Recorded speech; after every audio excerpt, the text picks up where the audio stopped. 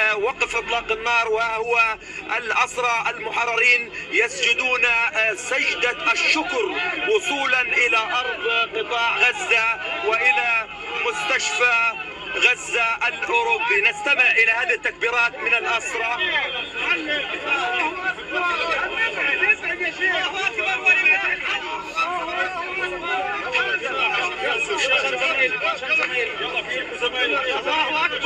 الحمد، الله اكبر ولله الحمد، الله اكبر ولله الحمد، الله اكبر ولله الحمد. يعني هناك من نشاهدهم وهم يبكون في هذه الاوقات من الأسرى المحررين، منهم من يسجد على الارض، وهنا الكبار في السن، نشاهد الكبار في السن يسجدون سجدة الشكر في هذه الاوقات. الشكر لله وحده، والشكر لكل من للمقاومة، والشكر لرجالنا الأبطال الذين ضحوا بحياتهم من أجله. شعور رائع، احنا طالعين من الموت.